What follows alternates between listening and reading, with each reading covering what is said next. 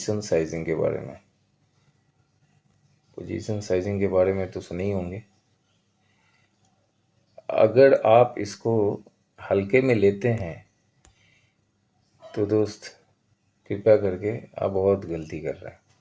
Option trading में सुने हैं कि आपके टेक्निकल इंडिकेटर, प्राइस एक्शन, ये सारे जितने भी चीज़ें हैं ये 20, 30, 40% ही काम करता है। बाकी आपने सुना ही है कि माइंडसेट एंड साइकोलॉजी काम करता है, और माइंडसेट और साइकोलॉजी टोटल इस पे डिपेंड करता है, क्योंकि इससे डिपेंड करता है आपका रिस्क एंड रिवॉर्ड, है ना।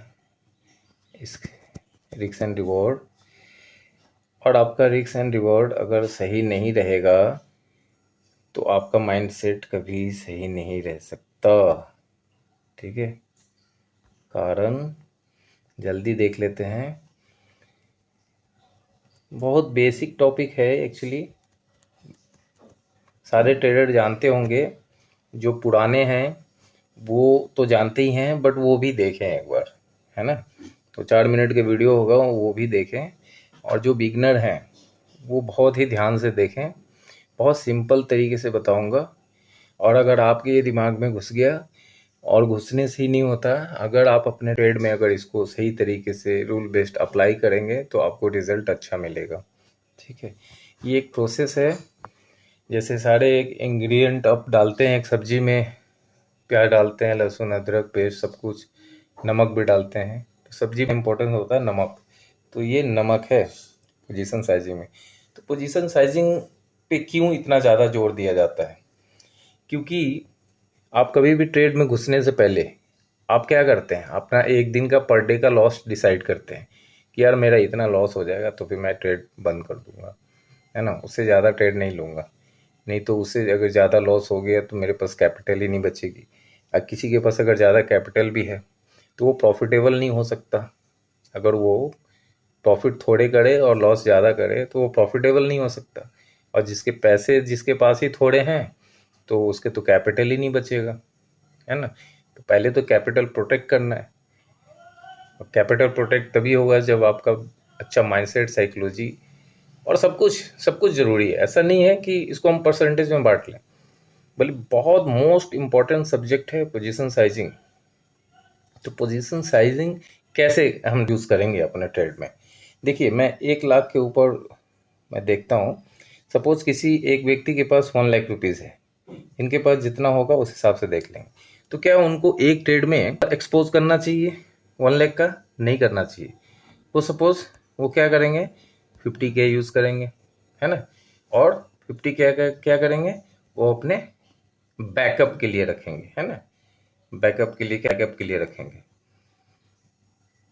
50,000 से ट्रेड करेंगे। तो वो क्या, उनका पर डे का सपोज देखिए, एक स्टैंडर्ड जो रिस्क लेने का एक जो रूल है वो बताते हैं 5%, 5% का है। ठीक है, तो 5% का है तो आपके पास टोटल कैपिटल कितना है, 1 लाख।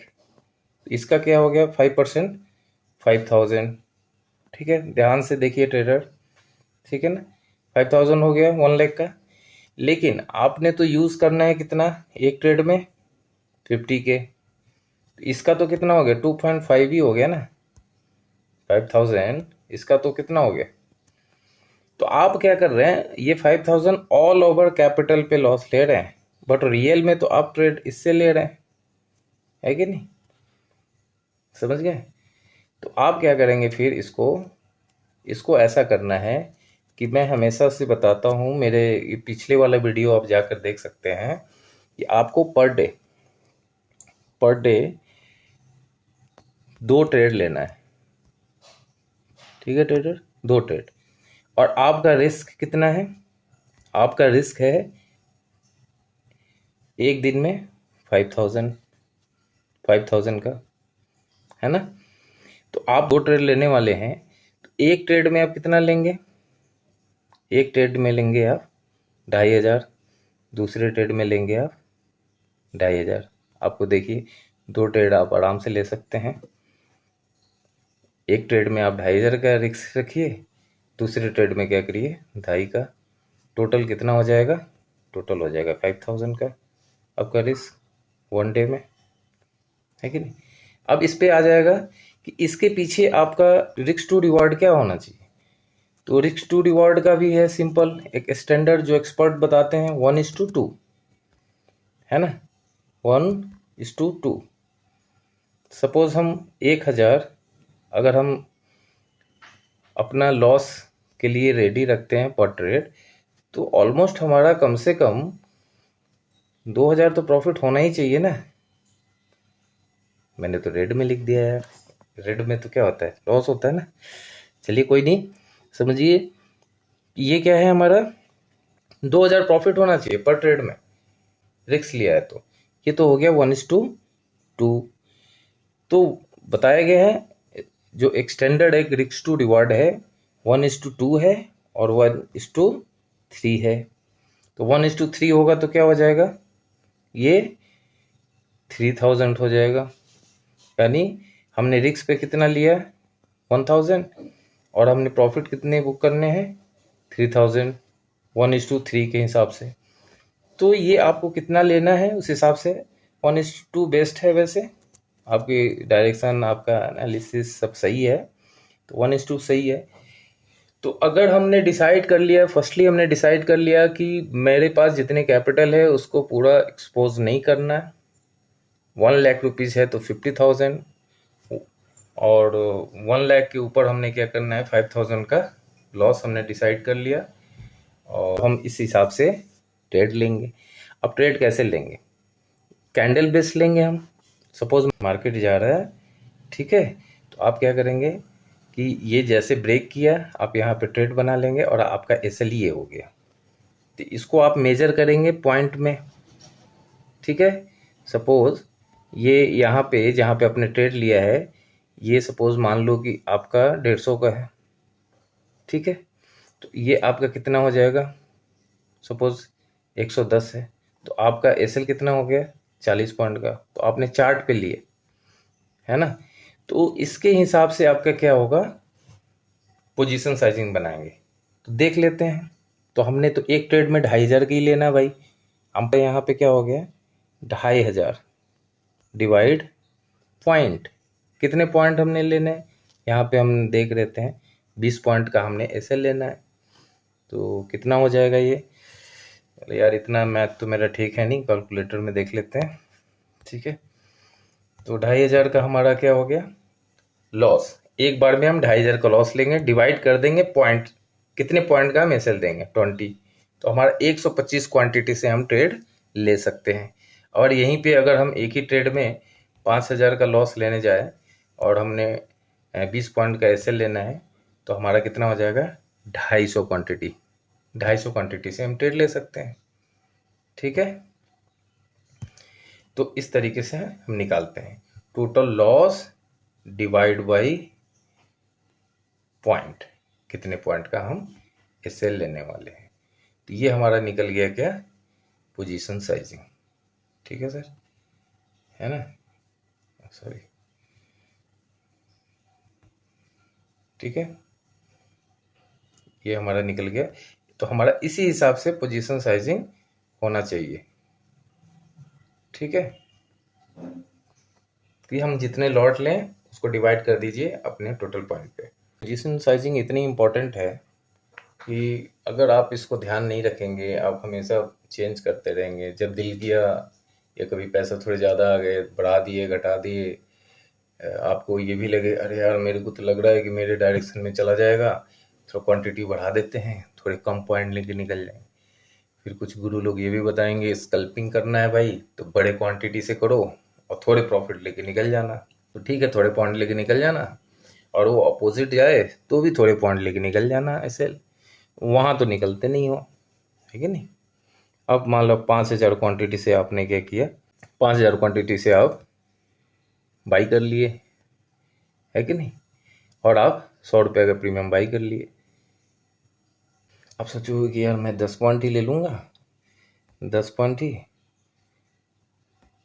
ले लूँगा तो कितना हो जाएगा, 50,000 हो जाएगा, ठीक है, 50,000 हो जाएगा। 50,000 तो हो जाएगा, लेकिन अगर ये 10 पॉइंट नीचे आया तो भी हो जाएगा इतना, लेकिन वो तो इसमें होगा ना, तो भी होगा, ठीक है, तो आप इतना देखने के लिए रेडी हो तो अपना ये पोजीशन साइजिंग बढ़ाना। ठीक है, तो आप अगर छोटे पोजीशन में बैठोगे, सपोज आपकी निफ्टी के अभी लौट गया है 75 का है एक क्वांटिटी 75 का, 300 क्वांटिटी में काम कर लो, सही है कि नहीं? तो ये सही है। तो बहुत बड़ा पोजीशन साइजिंग बनाने से कोई फ़ायदा है नहीं, है ना। आप थोड़ी क्वांटिटी को कंट्रोल में रखिए। पोजीशन साइजिंग का आपने इम्पोर्टेंस देख लिया। जैसे ही आपने 5000 क्वांटिटी से कर रहे हो तो क्या हो रहा है, 10 पॉइंट ऊपर जाएगा तो भाई मज़ा भी आएगा, है। मज़ा आएगा कितना, 50,000 प्रॉफिट हो जाएगी। ठीक है, 20 चला गया तो 1 लाख, तो इसमें तो बहुत मज़ा आ रहा है। लेकिन अपोजिट आएगा तो भी उस मज़ा के लिए तैयार रहना। या मेरा रूल, मेरा पिछला वीडियो आप देख लेना, मैंने बोला है प्रैक्टिस करना है। ऑल ओवर हम क्या करते हैं, जो भी प्रैक्टिस करते हैं अपने ब्रेन के लिए करते हैं दोस्त, तैयार करते हैं अपने ब्रेन से। ठीक है, तो हम लोग लाइव मार्केट के अंदर जब भी ट्रेड बनाते हैं, हमारे साइड अगर हमारे अपोजिट आता है तो हम अपने आप को क्या करते हैं, प्रैक्टिस में रखते हैं। यार मैं फटाफट काट दूंगा, वो कटता नहीं ना, तो उसको प्रैक्टिस में लाना पड़ता है। या तो मार्केट आपको बहुत थप्पड़ मार मार के कई सालों में सिखलाएगा, तो आप उतने साल का वेट करना चाहते हो, या हम लोगों जैसे लोगों का एक्सपीरियंस से समझ जाओ ना। अगर हम बता रहे हैं कि भाई साहब मार्केट छोड़ेगा नहीं, ठीक है, आपने 100 का क्या किया, प्रीमियम की बात कर रहे हैं, है ना, BUY होगा ना भाई, 100 का बाई किया आपने, यार मैं एकदम स्टिक 80 का एसएल ले लूँगा भाई, ठीक है ना, 80 का एसएल ले लूँगा। ठीक है, कैंडल इस तरीके से है, कैंडल यहाँ पे इस तरीके से है, आपने यहाँ पे क्या किए, बैठे, एसएल कहाँ लगाए, यहाँ, रेड से कर देता हूँ, आपने यहाँ पे एसएल लगा दिया, यहाँ पे आपने ट्रेड लिया, टारगेट आपको इधर मिलेगा ना। तो ये क्या किया, ये यहाँ से घूम के इधर आया। अब जैसे यहाँ पे आया मार्केट, आपको क्या करना चाहिए, आपको एग्जिट हो जाना चाहिए। अब देखो आप कैसे बहाना ढूंढोगे। ठीक है, आप बहाना ये ढूंढोगे, आप बहाना ढूंढोगे क्या, यार यार है ना, अब यार है यहाँ पे आपको वो निकल जाना चाहिए। आप बोलोगे यार यहाँ पक्का ले लेगा, ठीक है, यहाँ आ गया, बोला यार ये बड़े टाइम फ्रेम में ना यहाँ पे सपोर्ट बड़ा सा है, मार्केट यहाँ भी आ गया। अब यहाँ पे आ गया तो आप बोलोगे यार आधा पैसा तो चला गया मेरा, अब क्या करना है, इतना तो लॉस दे दिया, अब बैठे रहता हूँ, पॉकेट में मोबाइल रख लोगे, जहाँ पे भी ट्रेडिंग करते हो उठ जाओगे। ठीक है, फिर बोलोगे यार अब तो क्या रखना, ये लास्ट फाइनल यहाँ सपोर्ट तक वेट कर लेते हैं, ये यहाँ भी आ जाएगा। अब जब यहाँ पे प्रीमियम आ जाएगा ना, तो भाई साहब ऑप्शन बाइंग में आपने थीटा डीके के बारे में सुना है, और एक्सपायरी के, क्या करता है, वो कभी उठेगा ही नहीं, वो प्रीमियम अब उठेगा ही नहीं, इस प्रीमियम को अब जीरो होना है। ऐसे ही इस प्रीमियम को क्या होना है, ज़ीरो। आपने बाई किया था कितने का, 100 रुपये का, ये टोटल क्या हो गया, ज़ीरो। क्यों करना है ज़ीरो, ये तो आपकी गलती है, आप इसको जीरो होते हुए देख रहे हो, शॉक में चले गए हो। क्यों, क्योंकि आपने ब्रेन को ट्रेंड ही नहीं किया, नहीं किया आपने। आप फिर लॉजिक ढूंढने लगते हो। आपने डिसाइड कर लिया कि 80 में मैंने एसएल देना है, तो आप बिल्कुल रेडी रहो। और देखो एक चीज़ और बता रहा हूँ, ठीक है, हम तो पोजीशन साइजिंग के बारे में बात कर रहे हैं। ये चार्ट है, ये चार्ट है सपोज, ठीक है, आपने क्या किया, यहाँ पे ट्रेड बनाया, यहाँ पे एसएल लिया, आपको दिख रहा है कि मार्केट ये नीचे आ रहा है एसएल की तरफ, और आपको हाई चांस लग रहा है कि अब नहीं उठेगा, तो थोड़ा पहले निकाल दो, इसको थोड़ा सेव कर लो नेक्स्ट ट्रेड के लिए। ठीक है, नेक्स्ट ट्रेड के लिए सेव कर लो। कहाँ जा रहा है मार्केट, मार्केट कहीं नहीं जा रहा है, ट्रेड में फालतू के बैठे मत रहा करो। तो पोजीशन साइजिंग का आपने पावर देख लिया, पोजीशन साइजिंग बहुत इंपॉर्टेंट है, और मैं कहूँ कि 80% काम करता है पोजीशन साइजिंग, क्योंकि पोजीशन साइजिंग से रिस्क टू रिवॉर्ड जुड़ा हुआ है, रिस्क टू रिवॉर्ड से मनी मैनेजमेंट जुड़ा हुआ है, और इन तीनों चीज़ों से मिलकर बनता है आपका साइकोलॉजी और माइंडसेट। क्योंकि जब बड़ा लॉस कर दोगे तो आपका माइंडसेट खराब हो जाएगा, है ना। तो उसको कंट्रोल करता है पोजीशन साइजिंग।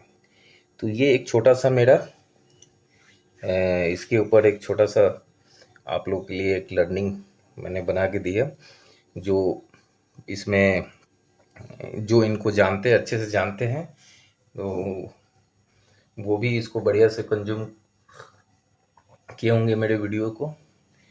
तो चलिए, ये मेरा एक छोटा सा प्रेजेंटेशन था पोजीशन साइजिंग के लिए। तो उम्मीद करता हूँ ट्रेडर आप लोग को अच्छा लगा होगा, और बिगनर्स जो भी होंगे, मैंने बहुत अच्छे से कोशिश करी सिंपल भाषा में आपको पोजीशन साइजिंग का।